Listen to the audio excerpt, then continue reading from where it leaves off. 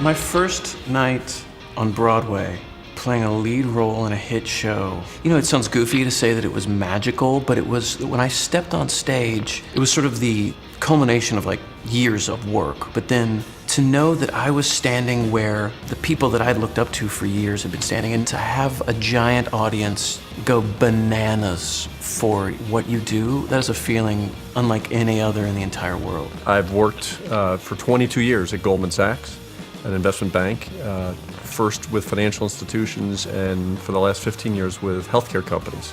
So I spend a lot of time working on mergers and acquisitions and have had the privilege of working with some of the large pharmaceutical companies in some of their large deals. When Pharmacia sold themselves to Pfizer, gosh, this was 2001, 2002, about a $60 billion deal. We advised Pharmacia on that. That was fun.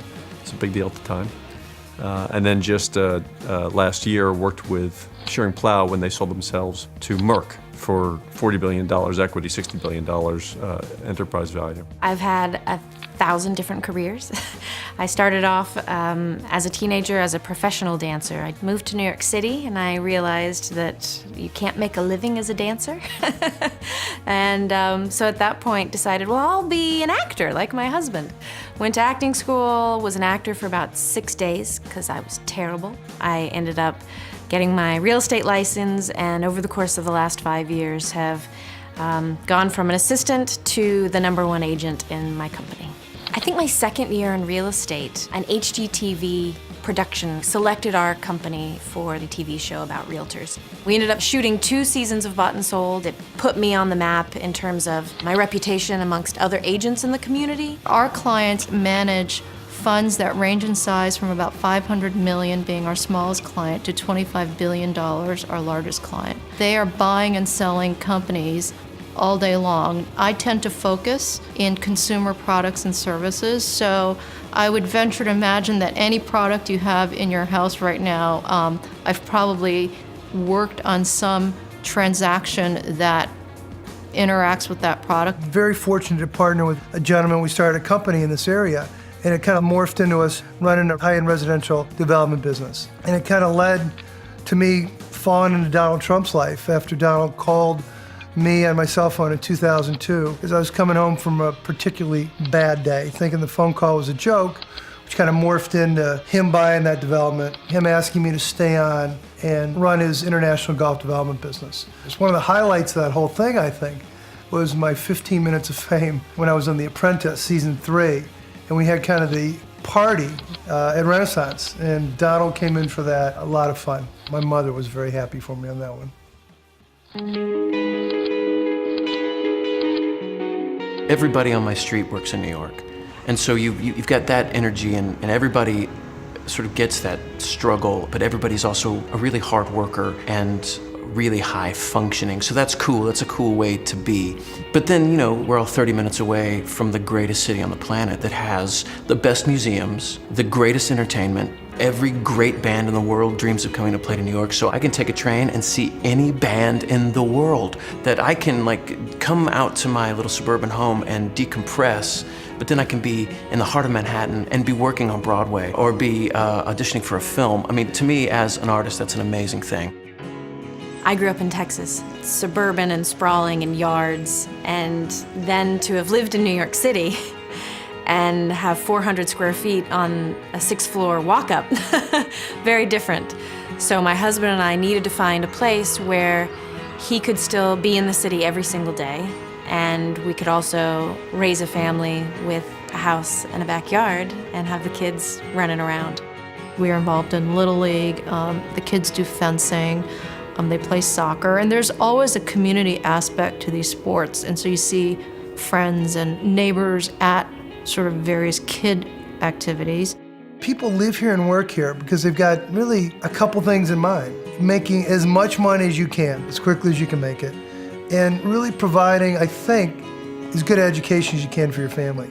And I think I got blurred a little bit with, you know, getting stuck into this Wall Street group, if you will. There's a lot of that here, because that's where all the jobs are. This area is filled with a lot of people who are smart, they're educated, they're very intelligent and very pragmatic. It's not sort of an academic environment by any stretch. It's a lot of people who are bankers on Wall Street, lawyers, entrepreneurs, executives for companies. We're in an area where people have risen to the top of their career or their profession, and wherever they were, they've come here. This is where everyone is living and working out of. And it's amazing that the best of the best all live so close together. The most challenging aspects for a church in our community is also one of the sort of most attractive parts of our community, is that we are a highly discriminating, well-educated, yet diverse population of people that are not afraid to ask questions and be fairly demanding consumers. Just grabbing the attention of people on a regular basis is hard, and you can't apply any universal rules across this cross-section of people that live in this area. There's all these amazingly high-functioning, incredibly successful people, and then they come to church and sit and sing and listen all together, and I think that is the thing that gives Renaissance its energy. Renaissance offers an opportunity for people to feel welcome, to feel like they can explore who God is and not be afraid of anyone telling them they're doing something wrong or that they shouldn't be there. It's an atmosphere of grace and acceptance, and one where we're all on a journey to grow closer to God. And we recognize that. We don't really think of it as inviting friends to church. It's just inviting friends to something that's fun. It's more like, let's go to the Super Bowl party, let's go to the chocolate tasting party. Oh, and it happens to be at church. I've done some rock shows on Broadway where I got to play with some amazing players, but the best players I've ever played with in my entire life are the guys in the Renaissance Band. Not only are they cool guys and who show up every Sunday for the right reasons, but they're the best players, and it's the most professional experience I've ever had. I love the music, I love the space, I love the people, I love what they're doing with my kids. Parents in this community will sacrifice anything for their kids. That's one of the big hooks that people have in this area.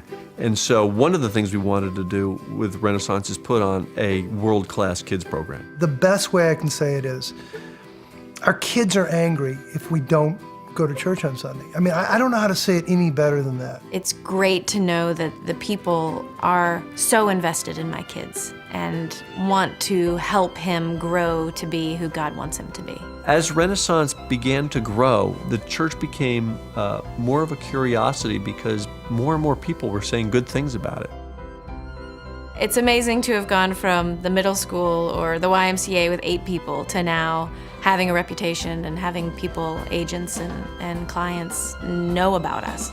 Clearly, the message and the word has gotten out there that Renaissance is a church that is not a flash in the pan. It's here to stay, it's growing, and people that you would never in your wildest dreams think you'd be sitting in those chairs are sitting in those chairs. The potential to change the greater world is really huge in this little place in Summit, New Jersey. I think we've barely scratched the surface of reaching people in this community. There are so many people who I think would really engage with Renaissance if they gave it a chance. I think we've proven in this case that it really is having a significant positive impact on people's lives. This is an area with a lot of high-powered executive families, both on Wall Street and in corporations. And these are people who have tremendous resources, whether it's financial, intellectual, sphere of influence, both here as well as throughout the world. Reaching people like that with the gospel of Christ can have an enormous worldwide impact, more so than most places I can think of. And that's what's really exciting about this. It casts my mind to the future of what God has in store for Renaissance, and I think the potential is unlimited. With the people, the resources, the community, I just think it's completely unlimited.